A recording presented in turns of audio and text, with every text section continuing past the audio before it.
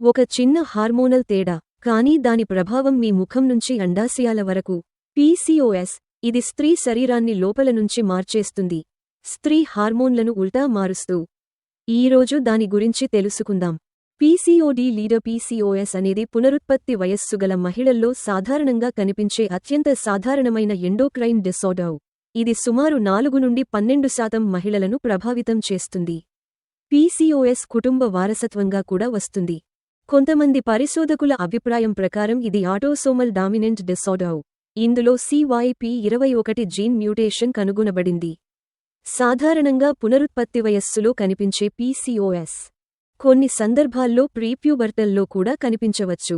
ప్రీప్యూబర్టల్ పీసీఓఎస్కు ప్రమాద కారణాలు: తక్కువ జనన బరువు, త్వరితమైన అడ్రెనార్కీ, ప్రీమెచ్యూర్ అడ్రీనర్చే, అసాధారణ లింగ పౌరుషత్వం ప్రారంభం, ఏటిపికల్ సెక్షువల్ ప్రెకాసిటీ, ముడతలుగా కనిపించే నలుపు మచ్చలతో కూడిన ఊబకాయం, ఒబీసిటీ విత్ అకాంథోసిస్. యుక్త వయస్సులో పీసీఓఎస్ నిర్ధారణ కష్టమైనది, ఎందుకంటే ఈ దశలో సాధారణ హార్మోన్ మార్పులు మరియు పీసీఓఎస్ లక్షణాలు ఒకేలా కనిపించవచ్చు. పీసీఓడీ యొక్క ప్రాథమిక పాథాలజీ: అధికంగా ఆండ్రోజెన్ హార్మోన్లైన టెస్టోస్టెరోన్ మరియు అండ్రోస్టెనెడయోన్ ప్రధానంగా అండాశయాల ద్వారా, కొద్దిగా అడ్రినల్ గ్రంథులు ద్వారా ఉత్పత్తి అవుతాయి. ఈ ఆండ్రోజన్ల స్థాయి పెరిగి ఉంటుంది.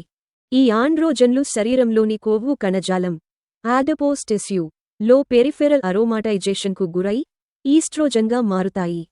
ఈ ఈస్ట్రోజన్ వల్ల ఇవ్వని సంభవించవచ్చు: ఎండోమెట్రియల్ హైపర్ప్లాసియా, గర్భాశయం లోపలి పొర యొక్క అధిక వృద్ధి, అండాశయంలో తీకా సెల్ హైపర్ట్రోఫీ వల్ల అధిక ఆండ్రోజన్ ఉత్పత్తి, అనోవ్యులేషన్, అండం విడుదల కాకపోవడం.